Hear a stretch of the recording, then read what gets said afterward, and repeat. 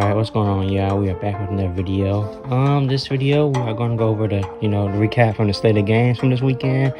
I'm gonna try to keep this video a lot shorter than the last video because the last video was quite long. But let's get right to it, man. First team I want to talk about is Brooklyn victory. The debut of James Harden, KD, and Kyrie. You can tell that it's gonna take some time for them, to get used to playing with one another. But on an offensive standpoint, they look fine.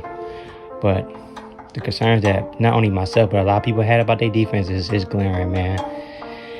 They are, I don't know, they're going to find another perimeter defender, another center for DeAndre Jordan. They're going to have to look at maybe a potential another smaller trade and look at the buyout market. So, yeah, their defense has not been good, their first few games together, and that's going to continue to be an area of concern for this team.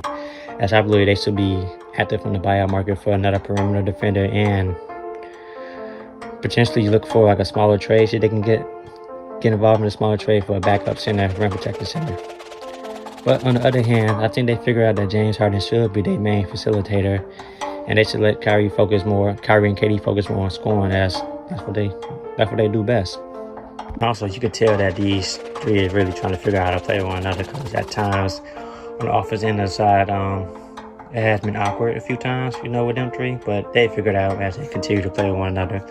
Now, let's talk about the other team who beat them the first two games. That's Cleveland, man. I think a lot of people are find out more about Colin Sexton, man, because this man has been very good to start the season, and he was fantastic against Brooklyn, particularly in that double overtime. And he hit the game time shot, sending them to overtime. But I think Colin Sexton is breaking out on the national stage, so hopefully he continue to play like that and continue to surprise and shock more people. Let's talk about Steph Curry, man. Breaking past the Reggie Miller for number 2 all time, 3 points made. Just want to get a quick shout out to Steph Curry for being number 2, man, and hopefully he continue, to be this good, and I believe that he will be number 1 by the time his career is over. But on the other hand, man, Utah Jazz, man, continue to go under the radar right now. They are, I believe, they might be tied for first in the West. If not, they are half a game behind the Lakers. So, the Lakers, Clippers, and Utah are beginning to separate themselves in the West. And this Utah team is a very underrated team. I had them as a potential dark horse this year. And they looking like that dark horse team, man. So, shout out to Utah Jazz. And hopefully they continue to play well. Yeah, hopefully they continue to play well, man. Hopefully that my guy Donovan Mitchell continues, to impact the game other ways besides scoring, and continue to prove Shaq wrong, man. I think he can get to another level, especially if he facilitating like this and he defending like the way he is. Donovan Mitchell's been playing very well this season, and I think he does have another level, to get to. So hopefully, he continue playing this well, and Utah Jazz can be recognized by more people. All right, next up is the Philly won today, and Joel Embiid continues to play at an MVP level.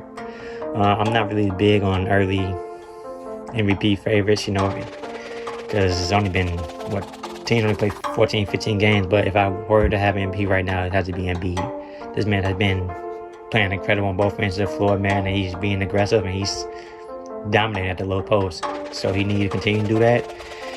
They need to continue to get Ben Simmons to play the way like he did today, and this team can be very scary in the East, man. So shout out to Philly, and let's talk about the other game. And my other MVP favorite, early MVP favorite, and that's Jokic. This man Jokic had a 29-22 game and 6-7 assist game, man. This man has been impactful and totally dominant on the offensive side of the floor. But this Denver, I believe they played Phoenix, which was another great game. They went to overtime once again, thanks to a crazy Jamal Murray shot at the end of the fourth quarter. But yeah, this man Jokic has been to me number two in my MVP early season MVP ballot right now. So he's playing at an incredible level.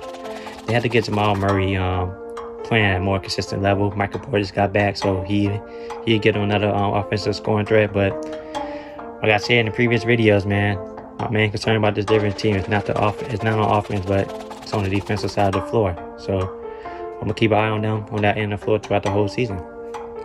All right, next up, let's talk about the LA Lakers real quick. They beat my hometown team in Chicago. Lakers improved to 9-0 on the road, and the Lakers are just continue being the Lakers, man. I still believe the team is coasting.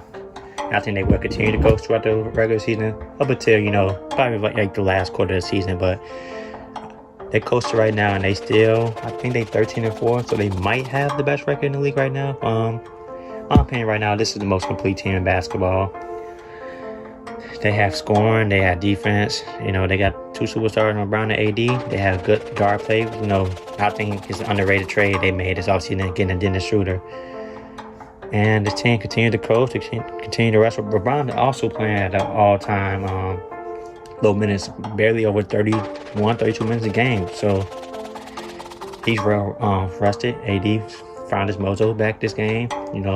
Scoring 37 against the Bulls. So this Lakers team continued to be, I believe, the best team in the league right now. So, and they continue to show it. As I also want to point out that they are top 5 in offense, and they are number 1 in defense. So Lakers being the Lakers right now.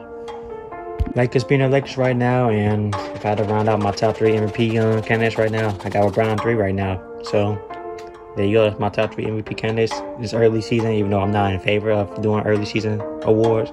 But I got right now Embiid number 1, Jokic number 2, and Bron 3. So last topic I want to bring up, and this is my biggest disappointing team right now, besides, obviously Toronto. But Toronto has been turning around. Miami not, they don't have their roster together, so I'm not going to judge them until they, get completely healthy. But I do have concerns about their record right now. See if they can catch back up in the East once they get fully healthy. But my biggest disappointing team is no doubt. And this team has been on TV so much. It's the New Orleans Pelicans. Now, I know I'm going to go in hot take territory, but I wasn't the biggest fan of the Stan Van Gundy signing. I believe they still went with more youthful coach. But that's besides the point. Brandon Ingram has been the best player on this team, and he is the best player as of right now on this New Orleans Pelicans team. Zion has been very good, but he still got to, add more elements to his game. But let's talk about the personnel of this Pelicans team. I'm not really liking the personnel they have around Zion and Brandon Ingram. I get the standing Steven Adams, because he is a defensive anchor and he provides leadership in that locker room, but he's not necessarily the best fit around Zion. I think they need more of a stretch five, for Zion. And then I don't like the way they're utilizing Lonzo Ball at all, man. They use him as a spot-up three-point shooter, and that's not his game at all.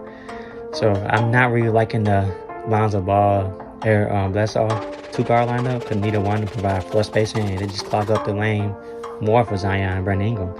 So I believe you need to either bench Lonzo or Eric Bledsoe, and I think you should insert J.J. Redick to that starting lineup at the two-guard spot, or Josh Hart, who I think he's becoming underrated 3-and-D type of player. But I'm not Stan gonna have to make some adjustments, because he's not maximizing this team, potential. But they pace is not as high as it should be. They want a lower pace team. They should be top 10 pace team with the weapons they have on that team. And then their defense has not been good at all this season. For example, they lost to Minnesota today without Cat and Russell. They gave 120 to Minnesota without them, their best 2 players. This is the game they should have won. This is a disappointing loss. They go to 5-10, and like I said, they continue to be the biggest disappointing team in the NBA, at least in my opinion, so far this early season. So Stan gonna have to make some adjustments to this team. Don't know what they're gonna do with Alonzo. They're gonna have to pick up the pace. But overall, I'm just disappointed in this team. But I'm gonna leave it right there. I'm gonna leave it at that. Like I said, I can keep talking about the problems that this Pelicans team is having right now. So let me know if you guys want me to break down, go more in depth on this Pelicans team. And also let me know if you want me to talk about more underrated teams. So like I said, I want to keep this video shorter. I'm gonna leave it at that. That's all I have for today. Hope you guys enjoyed the video, and I'll catch you guys next time.